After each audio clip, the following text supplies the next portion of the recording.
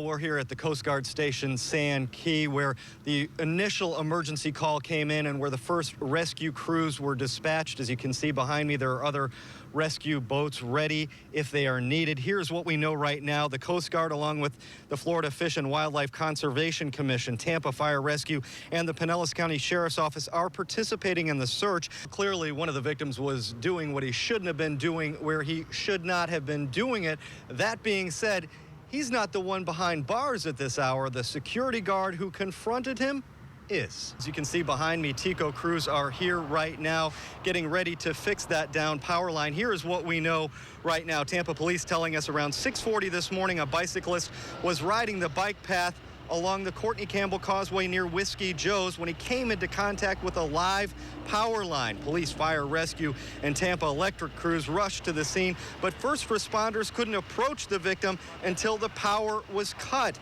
Once power was turned off, rescue crews determined the bicyclist was dead. Yeah, it's quite scary. They'll hit a home and then they'll lay low for a period of time and then they will strike again. TPD telling me that this duo has stolen hundreds of thousands of dollars in jewelry and other valuables from 16 South Tampa homes. Attacked in their own home, an elderly couple targeted by a man armed with a knife. Tonight, the husband is dead and his wife is wounded. News Channel 8's Chip Osowski joining us live from the scene at Laurel Oak Drive in Winter Haven. Chip, this is just terrible. Absolutely, Mel, and as you can see, this is still an active scene at this hour. Detectives still out here gathering evidence, trying to piece this all together and interviewing people in the area. At this point, if you can believe it, they aren't sure why this elderly couple was targeted. When the first fire units arrived, flames were shooting out of Unit 171. Heavy smoke also billowed out of the end unit. Arrived on scene, had heavy fire involvement.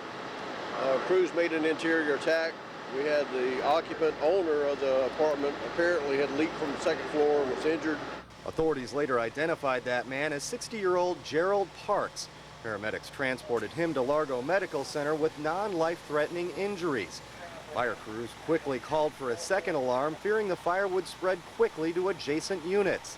They had it under control in about a half an hour. It did damage the unit adjacent to it, but other condos were not damaged.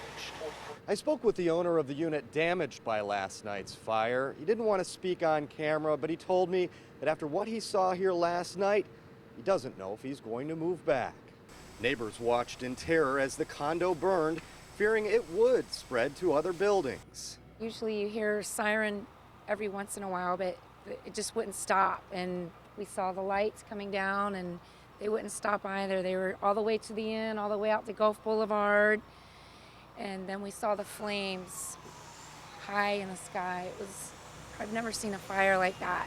Investigators spent hours inspecting the damage and trying to determine the cause.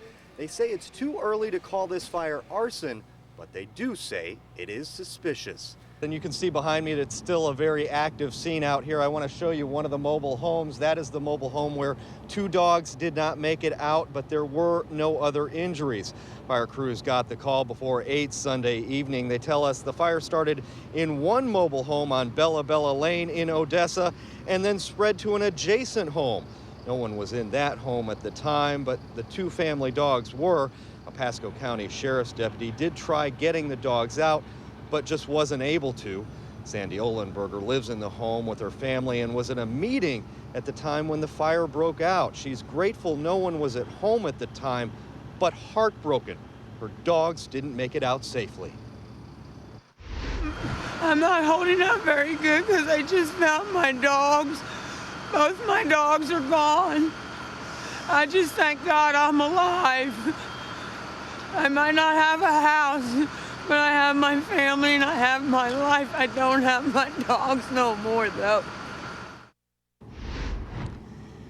And firefighters spent several hours here putting out hot spots, and they are still here. As you can see at this hour, they did locate the 2 dogs in that back bedroom. As you can see, both mobile homes are a total loss. A 3rd mobile home did suffer some minor damage. Right now, the cause of this fire remains under investigation.